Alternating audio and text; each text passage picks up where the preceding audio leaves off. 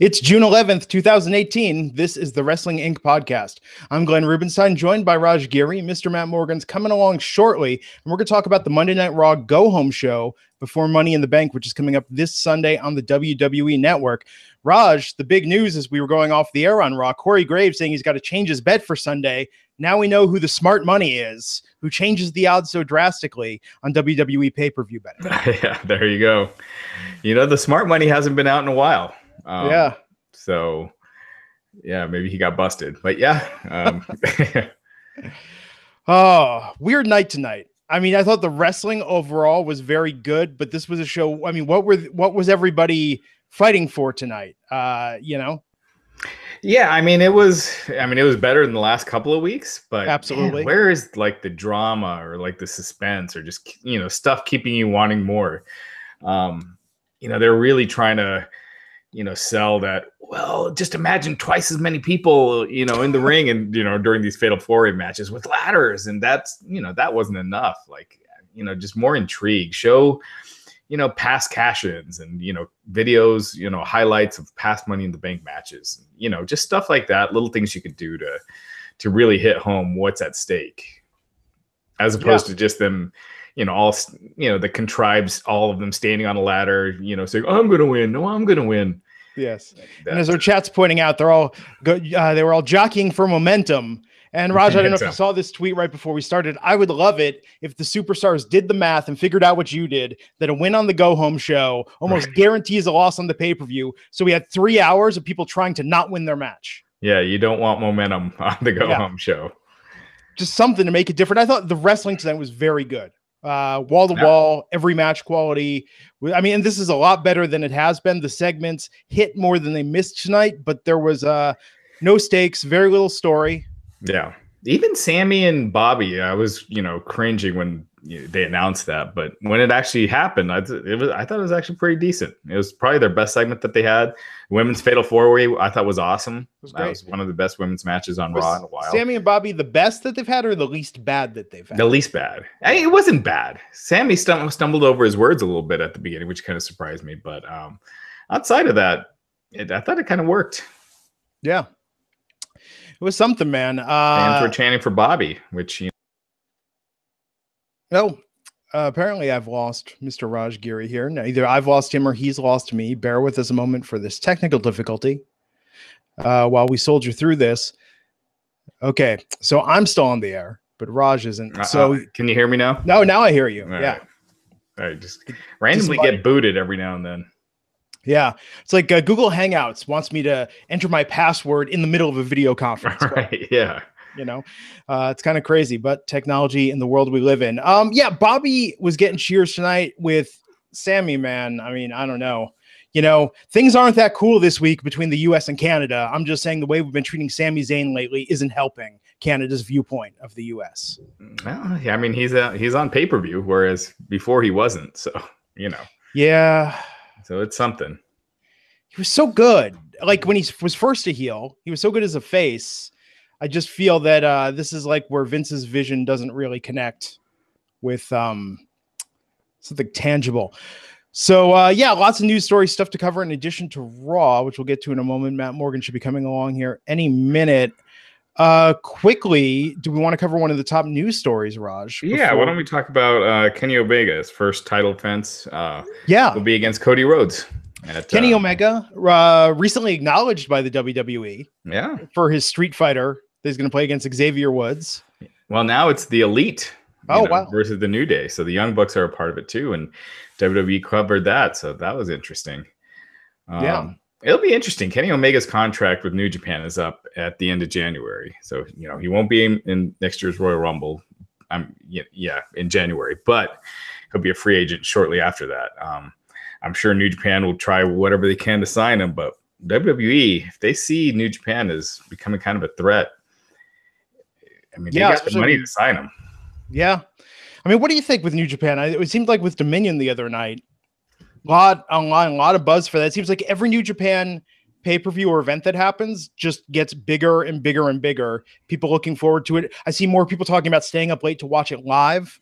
I mean, they've got the momentum. And Harold May, the New Japan president, he said, they're looking to expand. They want to expand in the US, and man, the money is out here, so yeah, Americanize the product a little bit, turn up the lights, with New Japan, the shows, it looks like there's people in the first 3 rows and then it's just dark, which that's part of the charm. But if you want to reach a wider audience, I think you gotta work on that production and make it more palatable for fans in the States. But Dominion, I'm still going through it. I haven't finished the whole thing, but it was an awesome show. I thought it was great.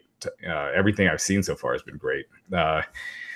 People were getting on my case. I was a little, people were saying I was crapping on the Omega Okada match the other night. Me, Matt Morgan, and Chris Featherstone did a podcast after UFC 225. We reviewed Dominion. And I wasn't. I actually think athletically it was probably the best match I've ever seen, just as far as athletically.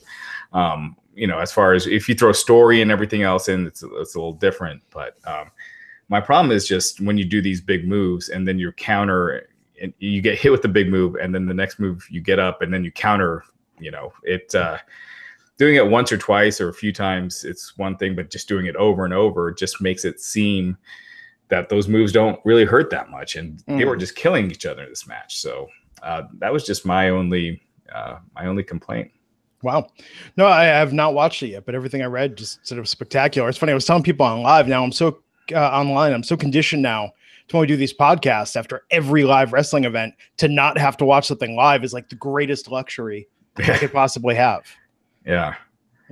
So yeah, it was an awesome show. And then, it was funny with Omega and Cody. Like, I remember thinking, like, wow, this feud kind of fizzled out quick. They did the show over WrestleMania weekend at ROH, but now it kind of makes sense. New Japan usually has a long-term plan, and now you're seeing it. So now it's back, and so that should be a fun show. And it looks like Jericho won't be wrestling on that. I think interesting. It looks like Jericho will not wrestle in the US. Huh? Yeah, I wonder if that's the line he will not cross per Vince McMahon. Yeah. That's what it appears like. Yeah. Well, I'll tell you, before we dive into everything here, Matt Morgan comes along. Let's give a shout out to our sponsor. Welcome back to the show, Mack Weldon. You've heard us talk about Mack Weldon before. Their mission is simple: to make sure all your basics and beyond are smartly designed, and shopping for them is both easy and convenient. Mack Weldon is great because the clothes are stylish. It is easy to order. It is easy to find something that is made of high quality fabric, high quality stitching. It looks great. It feels great.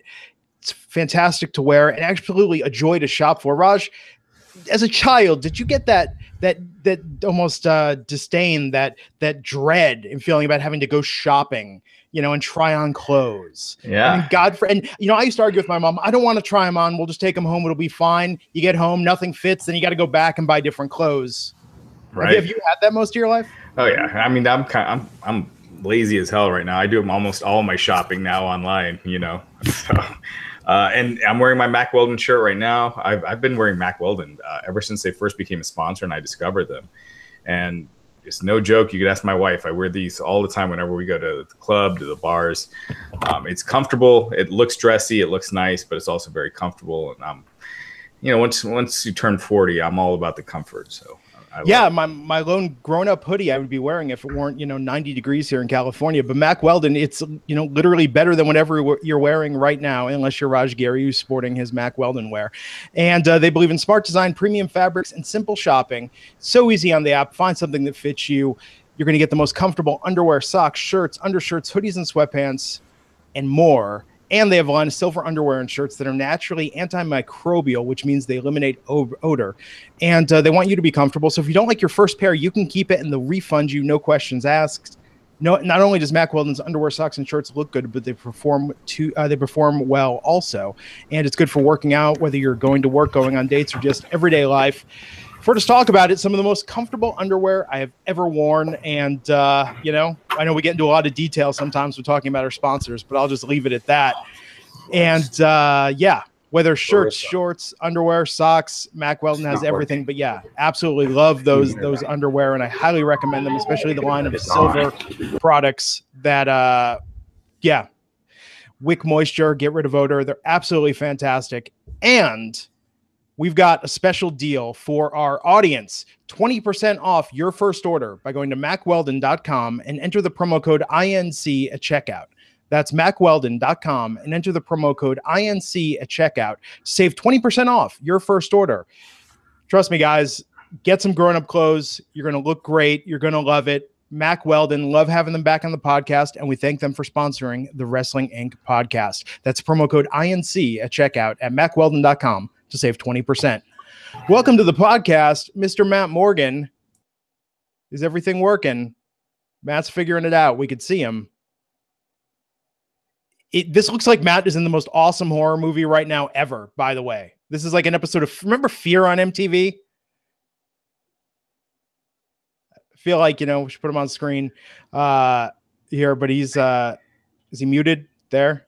He is. I'm trying to unmute him. Okay. How do you unmute him? I think you click on the microphone. Oh, there it goes. There we go. How you doing, Matt?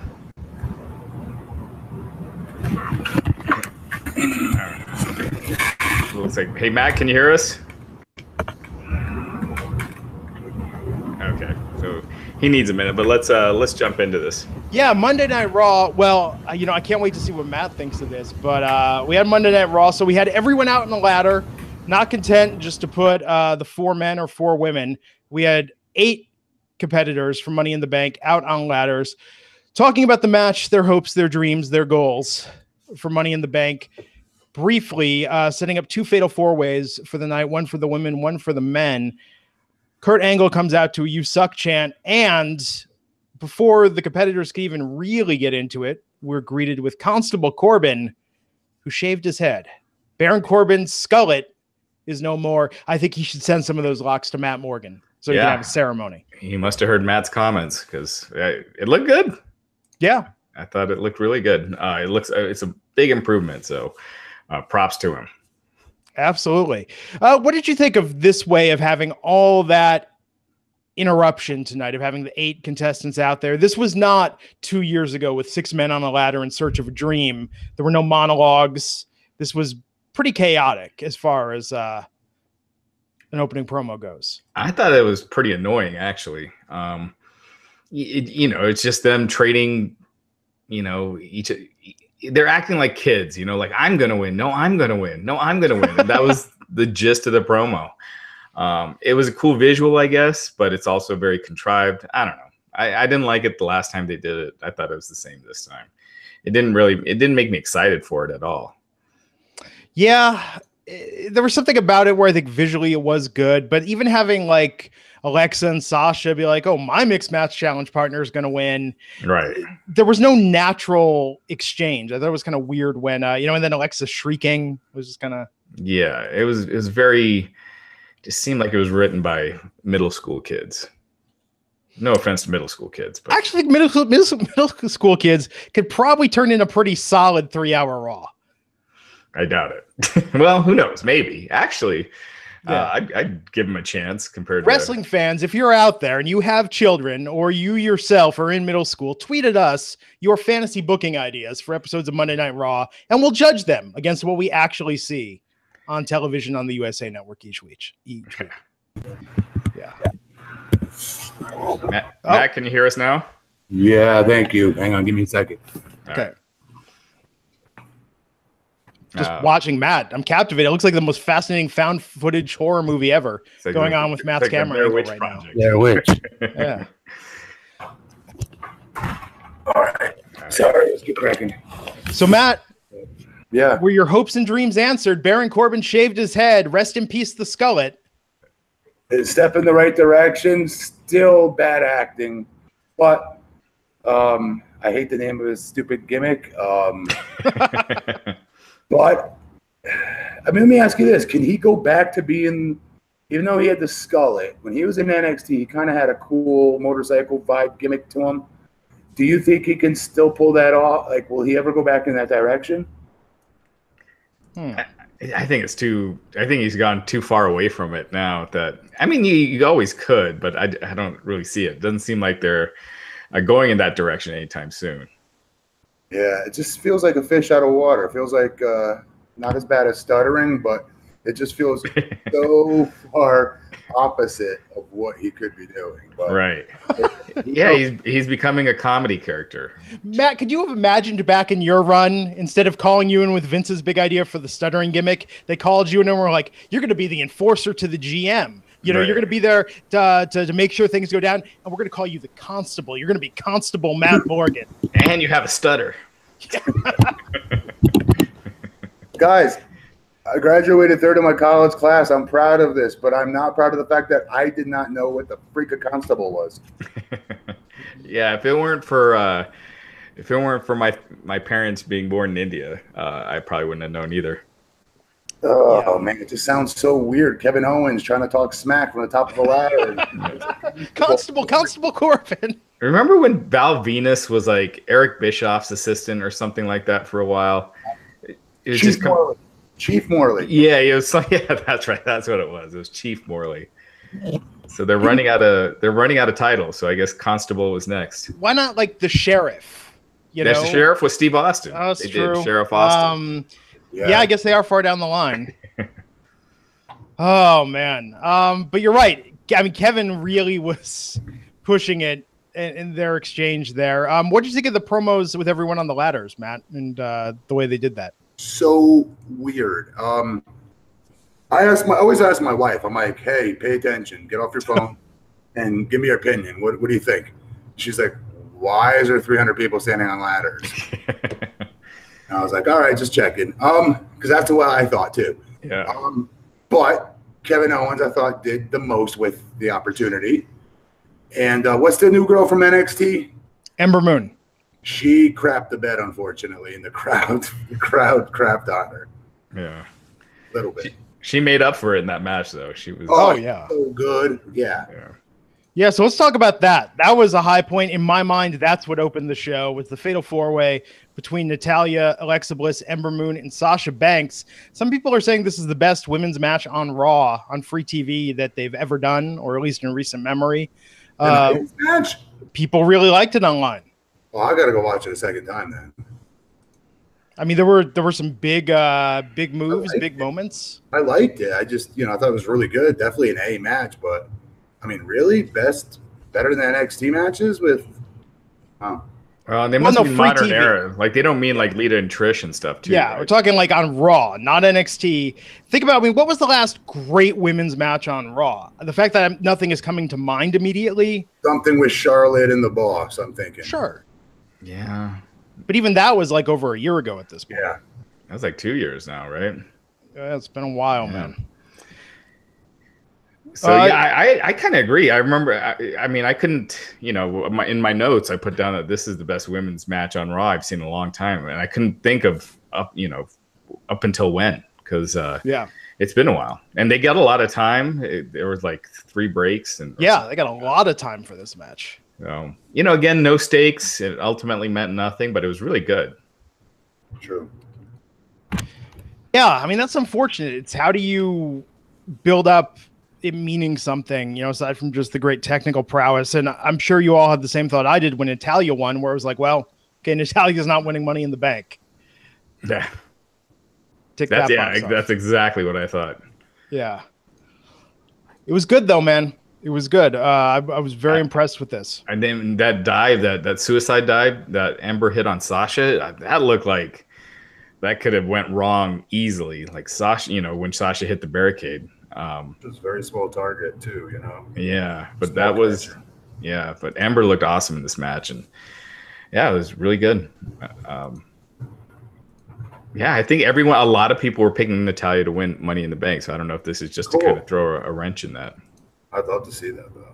Yeah, you would think just with how they book stuff that a Raw person is winning one of the Money in the Bank matches, and the SmackDown person is winning the other one. Well.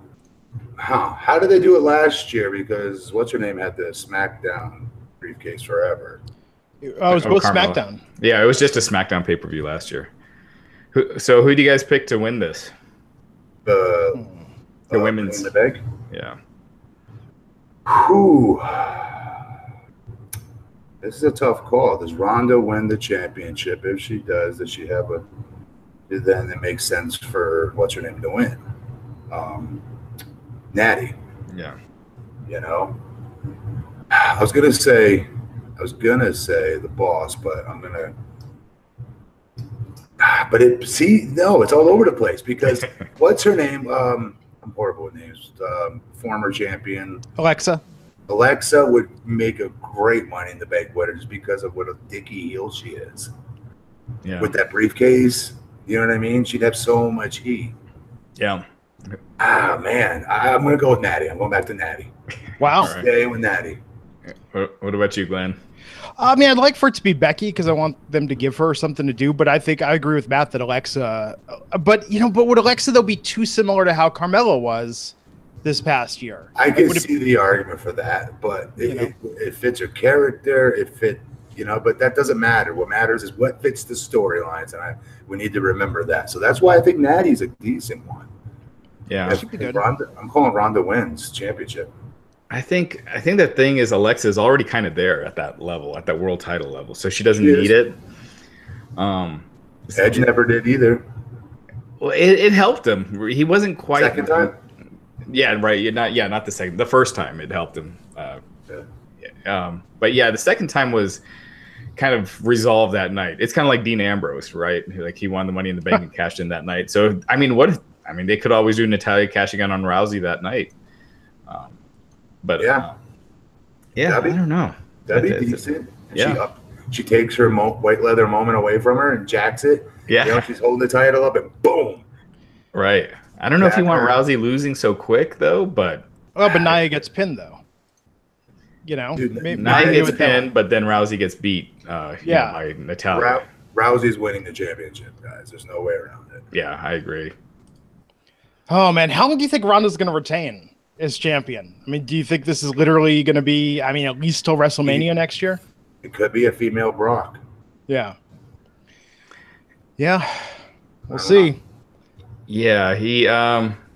So Ric Flair said that Ronda Rousey. He was asked about Ronda Rousey versus Charlotte at WrestleMania, and he said that Rousey's basically there. He said a 1-year deal, which isn't true. I got it verified with WWE that it's a multi-year deal.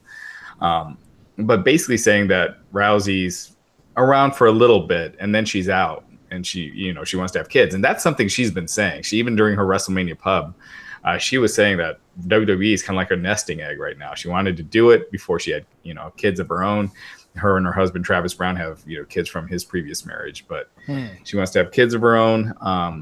And she wants to do it soon. So I could see it like her after WrestleMania being done at least for a while and, to go have kids. So we'd have a full year of her though, I think that's good. Yeah, absolutely. But I could see why they're kind of throwing these matches kind of pretty fast, Yeah. Makes sense. But if that happens and she puts over Charlotte, that would be incredible. That would be like the best use of Ronda, in my opinion, to further elevate the women's division. Yeah. Yes, Charlotte can do it, and it will look believable. That's going to be that potentially. I'm not just saying this because of the name value and bull crap like that. I'm saying because of the athleticism between those two. If done right, that, my opinion, could reset women's matches as far as the bar being set. Yeah. That could be the best match of all. I'm being serious. It could be. Yeah. No, it makes sense. That's something that could certainly main event WrestleMania. You'll get casuals that want to see Ronda. That's what I got. I'd pay for that match. Yeah.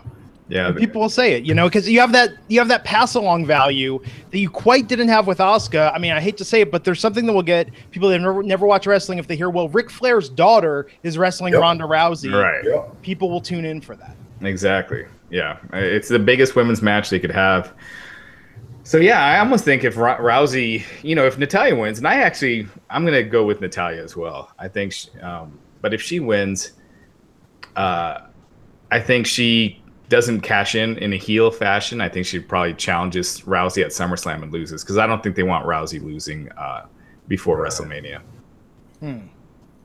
Yeah, no, that makes sense. And she's being inducted in the UFC Hall of Fame. We talked about this the other night. Yeah. Man, so more on that segment in a minute. But first, we had Breezango versus Dolph Ziggler and Drew McIntyre. Yeah. Say what happened in the match. It was kind of a squash. Actually, it went for longer than it should have. It was a long squash. Describe what happened. Describe the finish. Well, they got the zigzag Claymore on Fandango. Ziggler got the pin. But yeah, it did go on. McIntyre are your winners, folks. Yeah. Okay, I got to get this in now. You got that out of the way. That was the worst gear I've ever seen in my life. Like, that wasn't even kind of funny. Like, isn't this funny? Like what they're wearing? No. Oh, who? Breezango? Yes. Yeah, I remember back in the day when they were in NXT and people were talking about how like Dolph Ziggler and Tyler Breeze was a dream match. I thought so. I can't wait to see. Yeah, I was that guy. Yeah, and you see where they're at now. It sucks. It sucks. I feel bad for him because he had a good character. Yeah, I liked it. I liked that. I like his work. Yeah. But that being said, you know, we say it every week. Drew is a beast. He's a superstar. He sold a lot tonight, by the way. I didn't like that, but nonetheless, he did good. Yeah. So yeah, I mean, it's the right call. Oh, and FYI, any of the wrestlers watching this right now, if you're gonna powerbomb somebody onto another guy, other guy that's on the ground, you know, on all fours, don't. If you're gonna be on all fours, put your stomach closer to the mat. He was like this far. He was like this far off the mat. There's so much shit that could have gone wrong. Yeah. With him hitting his neck, spiking his head on the mat, his neck. Yeah. There's a million different things that could have went wrong with that. You got to get closer to the mat to do that. I used to chokeslam people onto one another. And I'd have the guy laying somewhat a little bit more flatter than that. Yeah, I think that's the first time I've seen someone on all fours and then take a power bomb like that. It's too high up. Yeah. The guy on the ground's too high up for that. It looked nasty. I was worried. I was worried for Fandango there for a second, but then it was okay. But he fucked his neck up. Yeah. Yeah. So when do you think Ziggler and McIntyre break up, Matt? Man, I'm digging it right now. I don't know. I don't want to predict it because I like it right now. I think Drew's. At first, I didn't like it. I was like, Drew doesn't need anybody. He's a bona fide main event star. He screams it.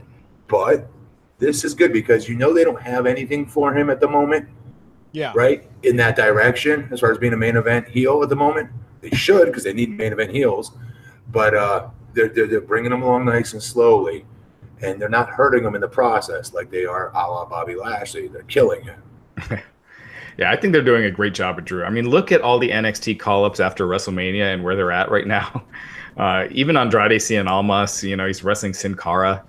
No disrespect. You know, Sin Cara is very talented, but it's a kickoff match. Yeah. So with Drew, they're doing the slow build, and he's getting TV time. He's getting over. That's how you should do it, and I think it's working great. So don't do it until, you know, Drew is super over with the crowd. Then you do the turn.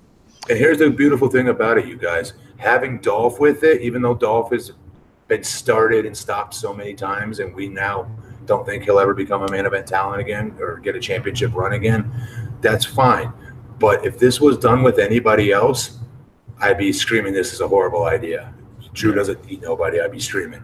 So we got to give Dolph some props here because he looks rekindled, refreshed, recharged. We've said this before, all of us. And he's adding to Drew McIntyre. Yeah. He seems like a big deal for the first time since he was like world heavyweight champions when he cashed in, when he was with AJ Lee and Big E. So props to him. Yeah. So I'm predicting now that if they do not break them up, Drew and Dolph will be tag team champs at Extreme Rules. It's just a question of will they be defeating the B team or the Deleter of Worlds? Okay. Yeah. I mean, until they have something for Drew, I'm good with this for now. Yeah. Yeah, I could see it being the Deleter of Worlds since they're more of a babyface team. Yeah. And yeah, I mean, you know, with Dolph and Drew, it's kind of like that Shawn and Diesel thing. And, you know, hopefully when they do the split, they don't just have Drew just kill Dolph, you know, give him a little something so he doesn't just get way back to where he was you know, earlier this year. Right. Yeah. After that. Oh, by the way, during the show, they were doing these backstage segments with Kevin Owens trying to recruit, you know, Finn Balor and Bobby Roode to basically take out Braun Strowman and three of them to do it. And they basically Roode came up to them later and was receptive to the idea. Yeah, and that was good. I like Kevin does the backstage segment very well. Yes, he does. He's probably the most entertaining talker on Raw. No question. Sami Zayn's getting there, though. Yeah. Which is remarkable given the material they're giving him. Oh man. So here's something that was kind of confirming it. So people were calling out Brock's title reign being longer than CM Punk's as the longest title reign in the modern era to hold the main WWE title. And the WWE called that out tonight, congratulating Brock on breaking the record. Yes. So, I was kind of pissed off he wasn't there tonight. Yeah. He's seriously, you're the longest reigning champion. You don't show up. He doesn't care about that. Not him, them. Right.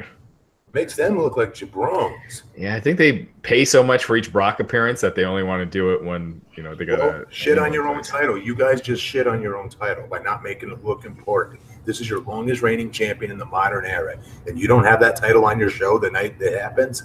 Yeah. So it's since Hulk Hogan's first title reign, right? That's how long. Well, I mean, since CM Punk, but before CM Punk, it'd be. What is it? It's 400. It's 400 some odd days, but it's like 435, right? Yeah. It doesn't really feel that long versus like when I was a kid. It felt like Hogan had that title for years. My God. He had for 4 that first time. Yeah. And then a year the second time. Yeah, it's weird they invest so much in Brock as their champ when this is the case. He's not there tonight. I doubt he even read the text message of someone telling him, "Oh, hey, by the way, you broke the record." Oh, yeah. Raj, he could have cared less. You're right. Yeah, this is like the equivalent of marrying. Yes, this is like the equivalent of marrying a prostitute. WWE and the relationship with Brock Lesnar. He is not emotionally invested at all. Yeah, he's I love Brock. I think he's something special, but he's just gotten so stale that it does suck. I mean, him as Universal Champion, you don't have your main title basically all summer, so really it just makes it feel like there's nothing going on. There's nothing like people are fighting for. It does. Like I'm watching Roman out there just for the sake of it. It feels like at the moment. Right. So Roman out there tonight with and real quick, they're not even trying to build someone as the number one contender right now. Oh yeah. It's just you forget that there's a Universal Championship. You do. Yeah. Absolutely. Roman Reigns out there tonight with Jinder Mahal, and Jinder says he is not going to be his opponent tonight, but instead the great pauses for a beat Sunil Singh. I love that tease because he was like someone that stands, tall and is also Indian and really making it seem like he's really teasing the great Khali. I thought that was pretty good. That was cute. Wait, what I missed? What did he do with the tease I missed? He was like, so I challenged you, but I didn't say I was going to wrestle you. And he said, so I found someone that's going to wrestle you. He's also Indian. He stands tall and, something like that. And so I got the great Sunil Singh. So that was pretty good. He did good. He did good out there. He had a good showing for himself tonight. Yeah. Jinder's been looking better the last like couple months since moving to Raw. I feel like his matches have been better. I don't know if it's connecting more. He just needed more time, but he's better. He's not there yet, but he's definitely. It took a week or two, and then I noticed his improvement started again. Yeah, that's great. That's a good sign when you're on the incline as far as improvement goes. Like you guys didn't understand, he's going to be so much better even like 2 years from now, 1 year from now. Yeah. He's going to be an off the charts heel for them. I hope they don't give up on him. Yeah. No, and good for Jinder. I mean, being in this feud, it definitely further elevates him on Raw. Which is like once that bell rings, he looks like he belongs, guys. You got to admit that. Sometimes in the entrance, you're like, oh, geez, Roman's going to eat this dude alive. Yeah. And you may have some 3MB flashbacks or whatever. They're going to come out and do the job. But once that bell sounds, dude, he's a different beast in there altogether. Jinder, he's got great gear changing. And that is such a hard talent to get down, guys. I think it's just that they have him do these long promos that are very hit and miss. I think his music is probably one of my favorite. I like it. Yeah, I love his music. Probably top 5 in like one of the few themes I would actually just listen to. I would too. Yeah. So in his entrance looks great. He's great in the ring, but yeah, man, it's when they give him those long promos. Tonight's was good, but man, he's had some duds. And I think that's kind of one of the things. It feels like it's been a while since they've given him a really long promo. Good. Yeah. Like they've been shorter. Yeah. Yep. So the B team. Oh, and Roman Reigns beat Sunil Singh. And then after Jinder hit but Roman Jinder with the got Colossus. Yes, he did. The B team versus Rhino and Heath Slater. B team keeping the momentum going with another win tonight. Okay. Yeah, in advance of their match against the Deleter of Worlds for the WWE Raw Tag Team Championship at Money in the Bank. Of course, Matt and Bray came out afterwards, cut a promo, further building up for that. But yeah, do you think, Matt, it ends for them at Money in the Bank? The B team's winning streak will be done? Yeah. Maybe not. I hope not. I get what I'm saying. I hope anything, because I'll be very honest. I don't care about any of these tag matches at the moment, guys. Yeah. It's like until. Go ahead. I was gonna say, yeah, it's like until Drew and Dolph get in there, it just feels like it's B teams. And then I worry, who do they got? Who does Dolph and Drew have? I mean, that's when you could bring Authors of Pain. I don't know if you want to put them in that situation right now. Kofi and them. New Day, but they're on SmackDown. I mean, yeah, Raw has no tag teams. So, I mean, the leaders of I hate that. I hate saying that name. The leaders of worlds, or the leader of worlds. Leader of worlds. Yeah. I mean, they could do that, drag that out for a few months. I mean, they're known to drag feuds out, so I could see that happening for a while. But I just feel like the Deleter of Worlds, I feel like they don't really have much momentum. It just feels like the fans don't really care that much. They like doing the delete chant, and it kind of ends there. Yeah. We shall see what happens there. Who was on main event this week? Are Authors of Pain even? Nope. Authors of Pain weren't even on main event this week. Yep. Poor guys. So yeah, after that, this was pretty cool. Elias tonight. Elias made it all the way through a song, guys. I don't think that's ever happened before. What was his line about CrossFit? Oh, something. So I know you're a tool or something like that. You did CrossFit, so I know you're a tool or something like that. But that was. But this was good tonight. Yeah, he kind of it was structured almost like one of the old school freestyle rap disses, with the way that he did it against Seth, and I thought it was fantastic. Yeah, Elias is money on the mic. I think he's great. Yeah, his segments are always entertaining. Don't you guys think my wife thought that was, what do you call it? Was he WWE? She's right. He looked like Aaron. Damien Sandow? Yeah. A little bit in his graphic. Yeah, for sure. He looks like Damien Sandow, put on 50 pounds of muscle. Oh, definitely, yeah. I should come back as Elias's double for security purposes. The Elias Tribute Act. I normally would like it, except I don't think you want Elias to go too much down that comedy route. He's already, got enough on him. Yeah.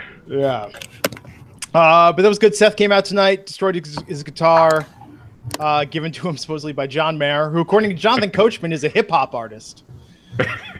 Jonathan Coachman is. Do you think he meant that? On Twitter, he said he didn't. Or Twitter said he did that on purpose. But like his astonishment tonight, an acoustic electric. What? It was like Coachman. I don't know, man. I mean, bring Booker back at this point. Class of '95, Fairfield High School. John Mayer was in my graduating class. Look it up. Oh yeah. Yeah. Very cool. Didn't see that coming for him. That's for sure. Yeah, Coachman is just, oh man, he adds nothing. Like, I gain no insight whatsoever from him. And I'll give up on Coach now. Finally, I like him as a man. Yeah, same here. As a dude, And I felt like I got to stick up for him a little bit at first, and now it's just not good. But nowhere's Booker T. Can we just not have 3? Yeah. Can we just have 2? Yeah, or can they get over their age thing and bring Lawler back? Because Lawler's so much better. Lawler's jumped in at the right time. Yeah, you're right.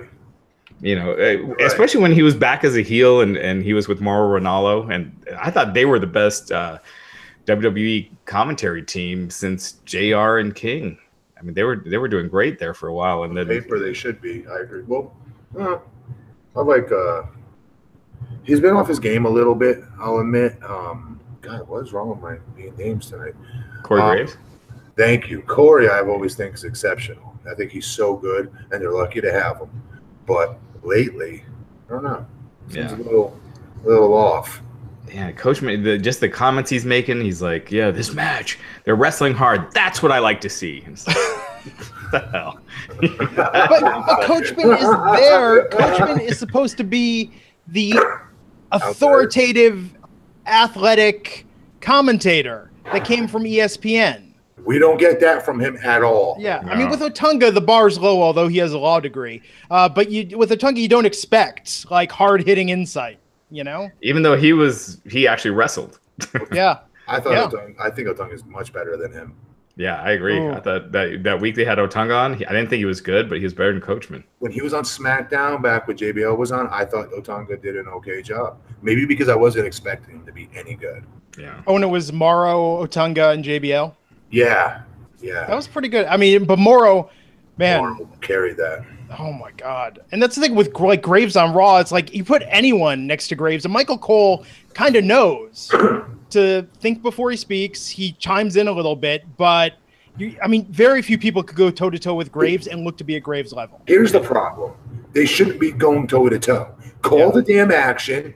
Be the color. That's it. Like, they're so busy, especially Cole. Yeah. Desperately waiting for someone to slip up so he can correct them and make fun of them. And it's like, dude, you look like Eddie, like a 50-year-old Eddie Munster. There's nothing cool about you. You're not the authority on cool. You shouldn't be correcting nobody. And it gets distracting. It's really annoying. Yeah. Yes. Call the action. Mikey reminding me about Coachman saying with Roman and Jinder, he said, like, this is a pay-per-view kind of match. It's like, yes, they're wrestling at the pay-per-view this Sunday. Who said that? Mikey, he's Chat one room of our readers. Yeah. Thanks, chat room, Mikey. No, the chat room's funny tonight. They're bringing up, I'd forgotten about Otunga that one week when he was like, I was talking to Rikishi the other day on the set of a movie, and what he was saying about the Usos, and he got cut off. So it was like a joke for weeks, like, what did Rikishi have to say? And what was David Otunga doing on the set of a movie? Yeah, he was in that. Yeah. I mean, that Otunga's been Adam in Sandler. quite a few movies. Yeah. Yeah, it was that Adam Sandler movie. Oh, man. But yeah, Coachman just, his in-ring segment tonight was okay. And let's see. That's where he should be used, I feel like. Use him for those in-ring segments, like backstage segments, interviewing people backstage. Keep him at that, off the commentary. So backstage tonight, Ruby Riot and the Riot Squad causing mischief, throwing around snacks, littering everywhere, cutting ties in half. They're crazy. They're crazy. Yeah. Nothing says bad girls, like, That's the WWE. That's what Vince McMahon thinks. They're like, oh, they're bad girls. He has no idea. He's never even seen Mean Girls. Like, You need to watch Bad Girls Club on Oxygen.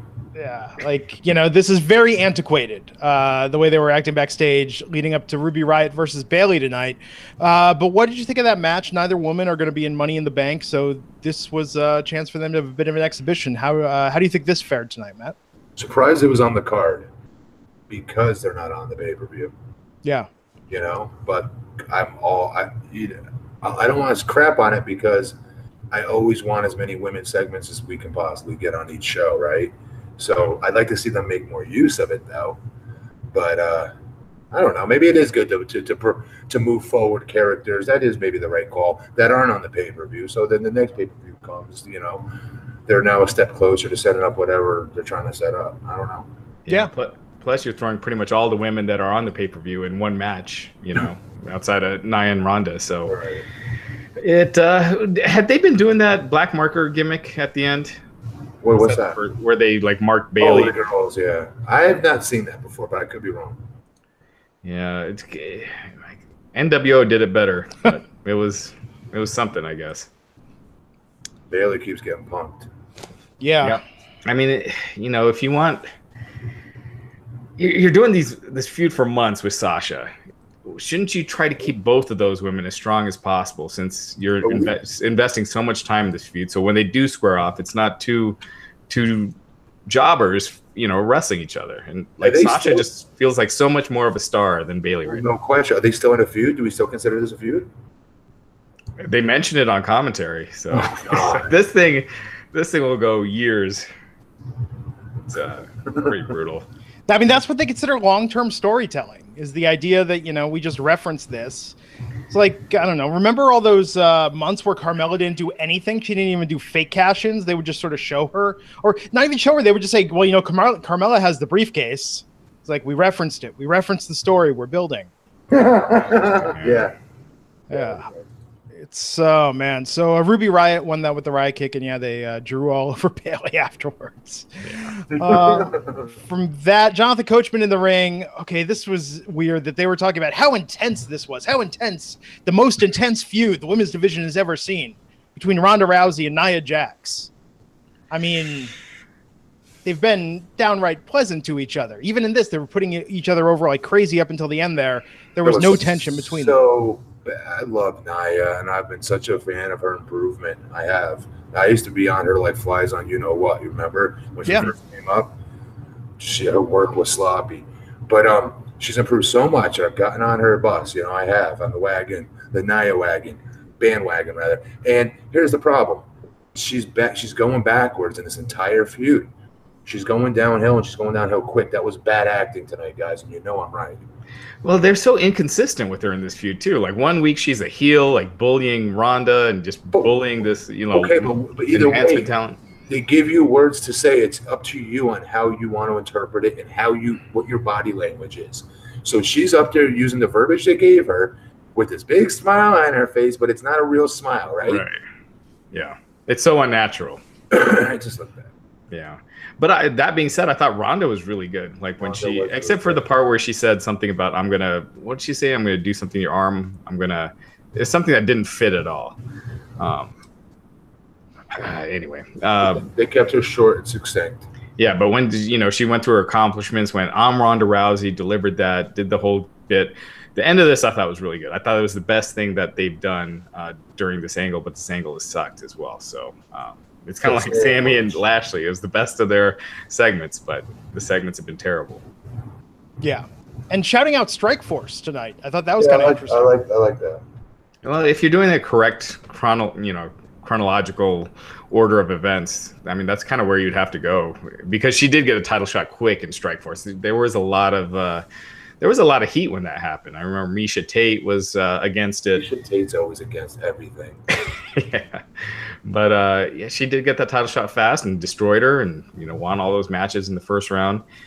So yeah, I felt like it made sense. And plus, it's not like Strikeforce is their competition. Strikeforce has been out of business for 5 years now. 5 years, yeah.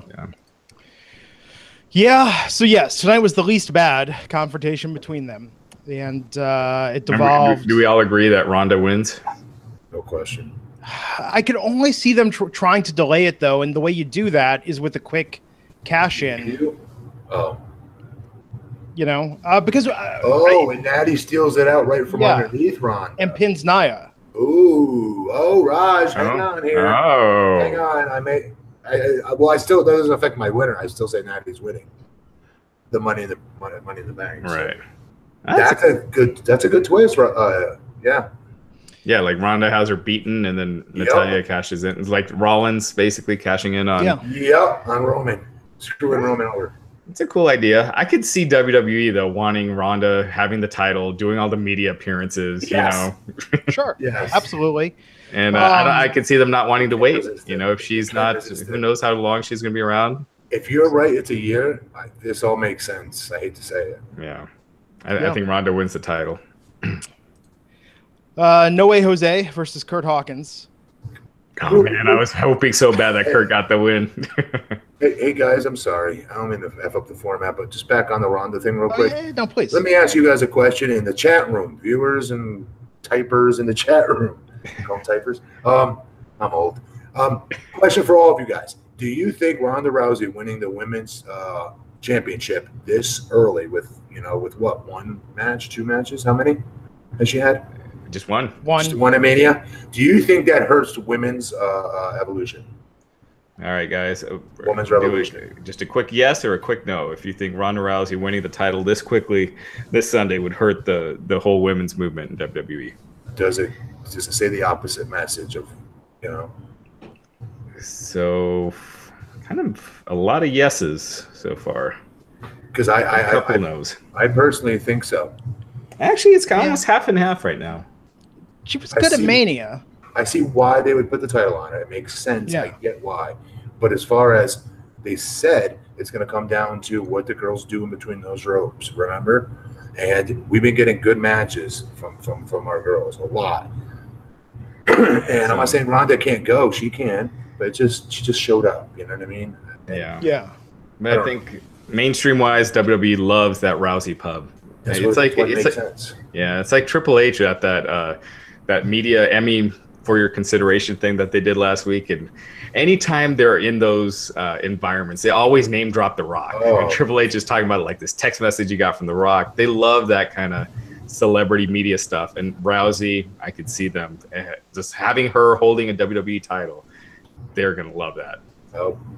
We'll get them more mainstream. There's no question. Yeah, and it's not like the women's division's on fire right now, so I think it helps. And you know, if it's leading to Rousey versus Charlotte, I think it's a good thing.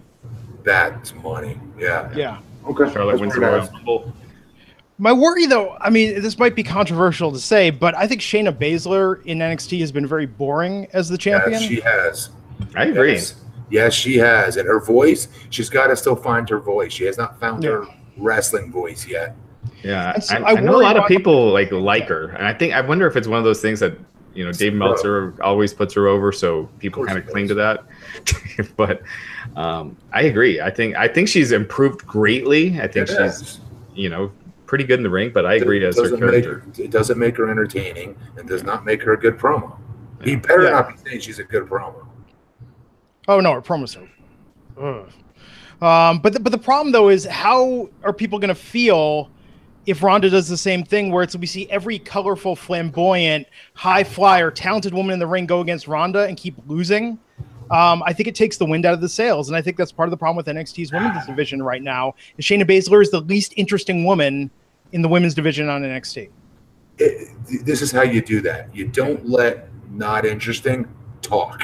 Yeah. You just don't. Like Brock. You do a female version of Brock. You know what I mean? Less is more. The face, she's got her mean mug down packed. That's a good look on her. Yeah. Her fight face. I don't know. I just think you make her a machine until Charlotte. And let's face it. Between now and the Royal Rumble, it kind of flies by once you hit SummerSlam. You're not talking about that many feuds. It's not going to be that many matches.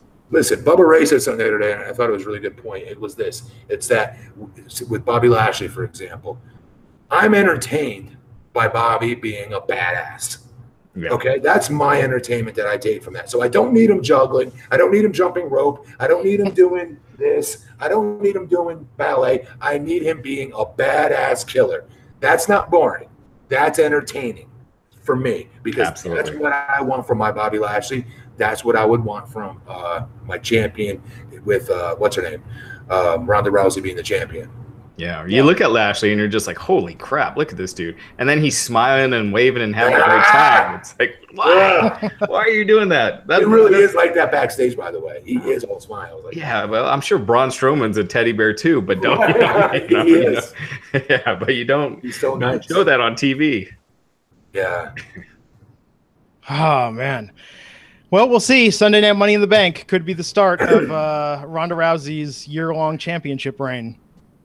Tune in to find out what happens. And we'll be here to talk about it on the Wrestling Inc. podcast immediately after the show goes off the air. What, NXT, or did you say both? Money in the Bank. Oh, no, and Saturday there's a podcast as well. I'm not going to make it, but that is happening Saturday night after TakeOver. Of course, back Wednesday. Myself, Matt Morgan, and Chris Featherstone will be doing the NXT review. And what about Sunday? And then Sunday is the three of us. Yeah. So No Way Jose beat Curt Hawkins. Curt had a chance, though, man. Disguised himself as a member of the Congo line. I like that. I thought that was pretty good. I feel like they're putting more thought into this feud than a lot of the higher up on the card. That's the thing. Those stuff that they seem to be putting the most thought into are like the stuff that means the least. It's like the Sammy Lashley stuff. You could tell that they're putting thought into it. And this, it was entertaining. But it ultimately means nothing. Yes. Sami Zayn and Bobby Lashley. So who does Curt Hawkins finally beat? I almost think he's going to beat like a top guy in some weird fluke. I could see it being like a. I could see it being a top guy. Like Roman. Maybe it's like someone interferes, like Jinder interferes and takes out Roman, and then Kurt gets the win.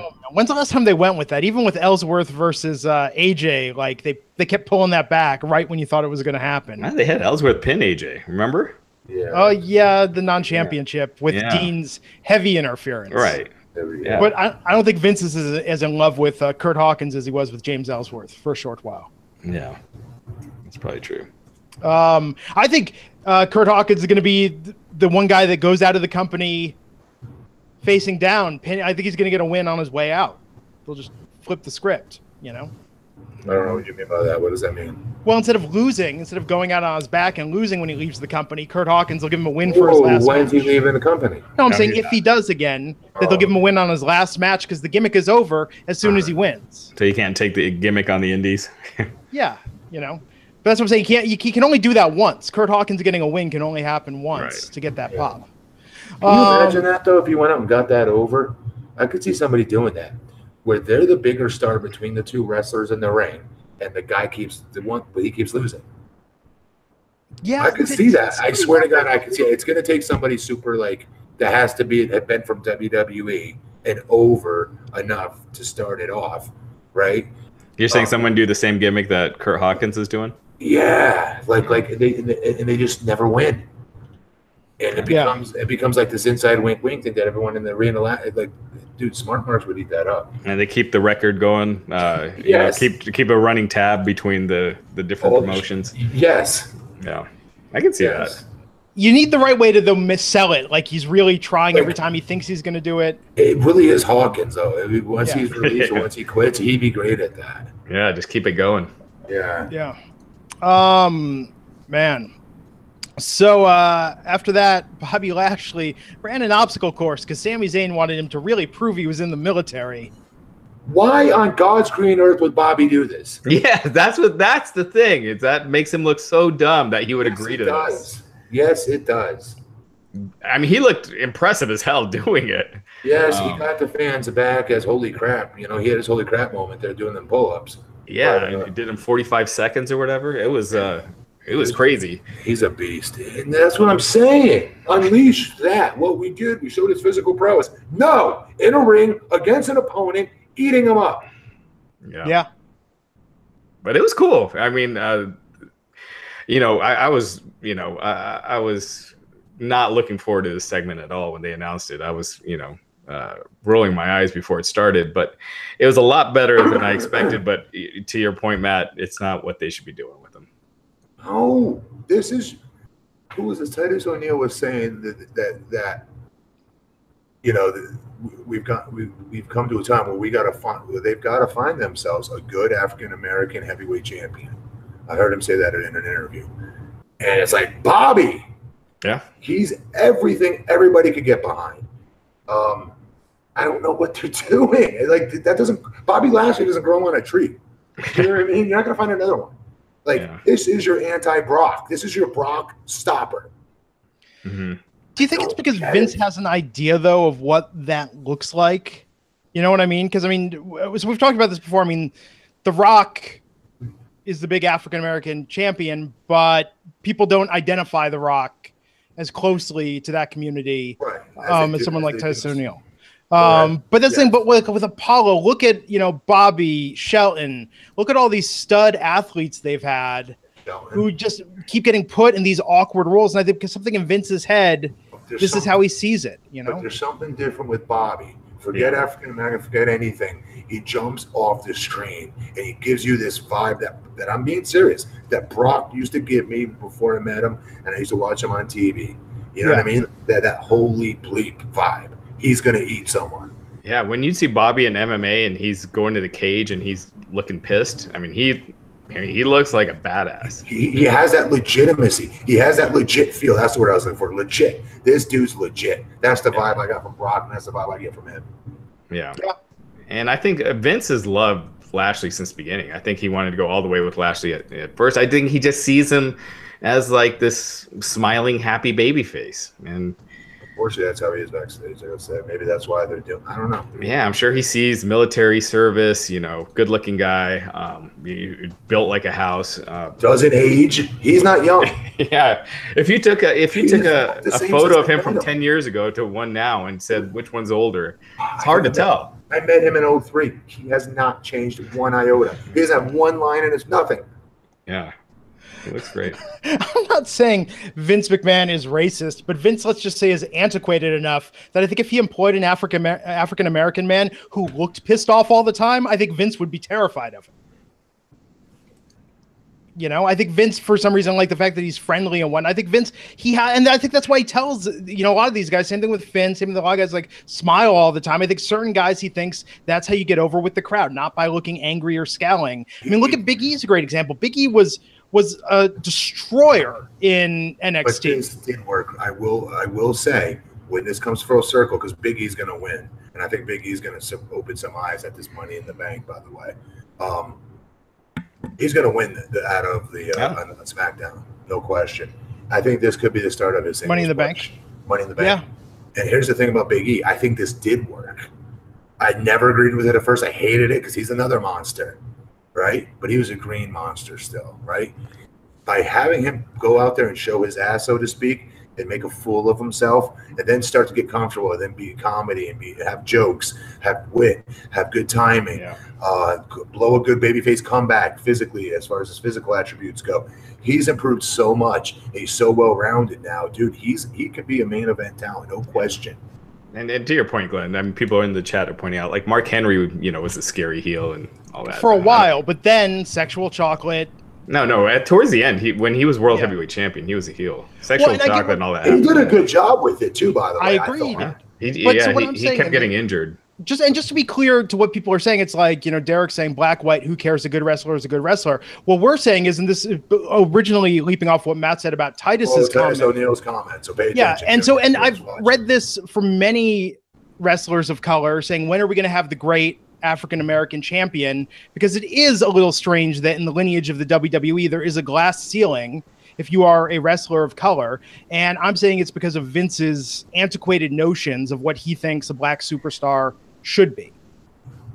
That's my theory, and it's just a theory, and I'm not. I don't necessarily agree. I think it's just how the timing has worked. I do think if you're, certain ethnicities, there is a bag of gimmicks that they kind of go to. Okay, well, really quick, Raj. In defense of that, though, if Shelton, they changed his gimmick, they started making him like doing something, I don't know, like attempting to be way more entertaining.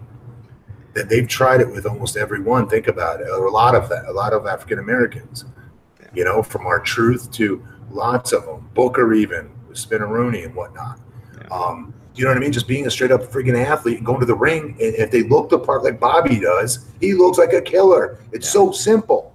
Get out of the way and let him be a killer. Yeah. He's money. He's box office. Yeah, I hope they do it because I think Lashley, I agree with you. I think Lashley has a lot to offer. Hell, I'd love to see Heyman, if Lesnar's leaving, you have Heyman with Lashley. That would be fantastic. I'll take that. Hell yeah. Well, we'll see. We'll see what the ceiling is for Bobby Lashley. What's the reason that they can't have Lashley face Lesnar again? I think Lesnar has like one more match on his current contract, so it has to go to Roman. I'm guessing Roman, unless they, decide to change their minds. But, that's what bothers me about this Sammy. Sammy's doing a great job, and I don't mean to shit on him. He's one of my favorite acts. But they're not doing him any favors with what they're writing, both for these guys right now. They're just not. Sammy is running with the ball, though, and doing the best he can with nothing and ridiculousness. Did you see him swing on the rope? That's great. Sammy is doing the absolute best with a terrible storyline. Yes, but see that bothers me because Bobby, if they are going to jump the gun and put Bobby in there and let him be Lesnar's last match, which I know doesn't make sense. It should be Roman, but guess what, Roman? You had your chance like 35,000 times. Yeah, I'd still go with Seth if you had just one more match. I'd go, if Brock has one more. I think Seth is the guy, but I'd still go with him. You know what?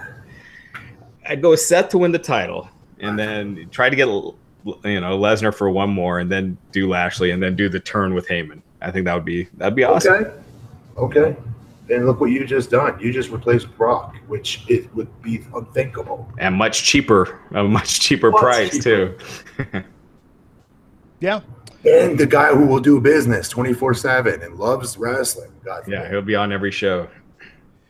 Well, I'll tell you, I'm not worried about Bobby's future in the WWE, but I am worried that after this feud, Sami Zayn is, as you said, Matt, he's got it on him, and he might not get another opportunity at this level to follow this was what I was worried about with Kevin and Sami both moving to Raw. Is there's just so many big guys and names that it's easy to get lost in the shuffle. It's easier to get lost in the shuffle on Raw than SmackDown. Listen, this is a very serious point I want to make. Sami said it best.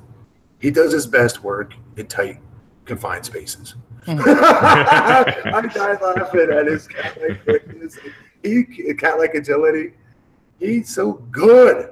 Yeah. He's just so natural. All right, what was next, Glenn? After that, the Fatal 4-Way. By the way, I'm assuming that proved Bobby Lashley was actually in the Army. I'm assuming that was, yeah, that segment. Yeah, he was in the Army. I know. Such a weird. Sammy took him out. I think it's clear Lashley's going to be winning at Money in the Bank. Oh, right? Yeah. You think? If he doesn't, Bobby's got bigger problems. Yeah, sure. Fatal 4-Way, Finn Balor versus Braun Strowman versus Kevin Owens versus Bobby Roode. Everyone teamed up against Braun Strowman for a period of time. Braun threw everybody off of him. My big takeaway for this, though, is that Braun won. Now, Braun does not need this briefcase. No. Doesn't need to win this match, but I thought that was an interesting. Not going to win this match. Yeah. Yeah. I think Braun, like cashing in Money in the Bank's kind of a heel move, and I think Braun, if they did have Braun win it, I would see him like saying, "I'm challenging you at SummerSlam" or something like that. Like if they decide to go with Braun instead of Roman against Brock at SummerSlam, and say, "Hey, I'm cashing in at SummerSlam. It's me and you." You could do that, but I don't see. I think that's kind of a waste to do that. Yeah. What about Bobby winning it and becoming heel? Or Bobby Roode? Yeah, be cool. These Money in the Banks, you often have these people from left field: Carmella, Damian Sandow, Jack Swagger. Daniel Bryan, when he won it, was not hot at all. He was losing most of his matches. Right. So it could be Big E, someone random, or The Miz. Even though they've done that before. I think Big E. Oh, wait a minute. They could do. See, they should do Big E so he can start his singles and run. But I could see Kofi for adding like crazy athletic moves in the ladder match, kind of a thing. Yeah, that's kind of why I thought they added the New Day in the first place, was Kofi's athleticism. It's a perfect setup though for homeboy. Yeah, I agree. Was it Big E? Yeah. Use the Freebird rule. All right, pick one. Who do you guys pick to win that Money in the Bank? Ben? Kevin Owens. It can't be Finn, right? I don't see it. I'm gonna just do a crazy dark horse. I'm gonna say Big E, which we don't even know who's in the match. So if I called that, guys, you all will be like,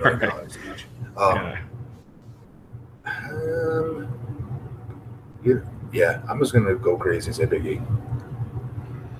All right, I'm gonna. Man, I kind of like that Kevin Owens pick. I think I might go with that too. It seems like something he'd have and he could run with this. And he would rewind again the angle versus Roman. I think he just holds on to it for a while until they're ready to do something with it. A lot of people picking the Miz in the chat. Oh, these are all Samoa Joe's getting some. What's that? Joe. Oh, wait a minute. I just don't switch my pick. Okay, I'm switching my pick. Samoa Joe. Yeah, seriously, I want my pick switched, please. Samoa Joe. All right.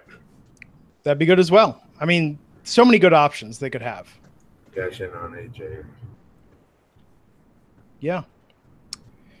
What'd you think of the match tonight?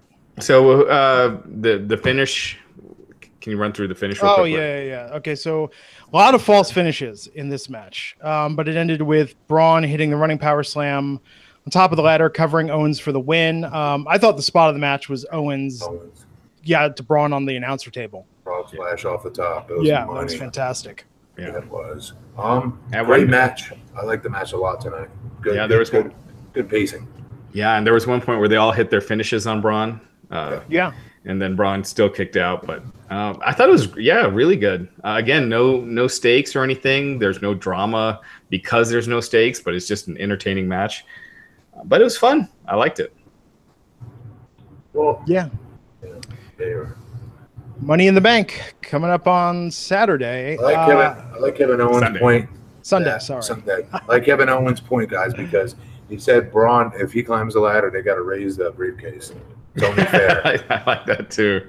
He's right, though. He is right. He has an advantage. Yeah, that's true. Do they have somebody working a rope on that briefcase? Yes. Yes. Wasn't it one year someone was going to reach it and they kept pulling it up? Yeah. Who was that? Oh, really? Oh, man. Not when Sean went crazy on everybody. They can't get up. It was just too high to begin with. Yeah, he just couldn't grab it. He messed up like twice. That was with Razor. Yeah. I think 94. There was one year where like the gimmick was like someone was raising it and dropping it, like someone in the back to help somebody out. I can't remember who it was. So that's coming up on Sunday. Takeover on Saturday. Two quick news things to get to. I don't think. Do we need to give Raw a rating? I mean, it was what it was. C+. Matt. Yeah. C. Okay. Hulk Hogan returning to the WWE. Oh, people are pointing out it was Stone Cold. It was Austin and McMahon, where Austin, every time he was trying to get it, someone's raising it. Okay. Yeah. So truth to this rumor, or is it just Hulk spouting nonsense? I think it's truth to it. I don't think Hulk would say it if it wasn't true. So, I mean, it's clear they've been working on something. And, they're trying to get him to do more speaking engagements. He's, being honored by the Boys Club of America and all this stuff. So I just don't know what you do with him. I think he's too big of a star to put in a general manager role. And just the ambassador thing, that's great. But with the baggage he's coming in with, is that the right role? Yeah, because like it or not with what he said, guys, he's still one of the most recognizable names, period. Yeah. Yeah, but that's like saying O.J. Simpson's the most recognizable football player. But he's not. It's very different. I know, but I'm just saying, like, recognizable. He didn't commit murder. But except his own career. This is, I'm just telling you what I hear other people say. Yeah. People that don't watch wrestling. Yeah.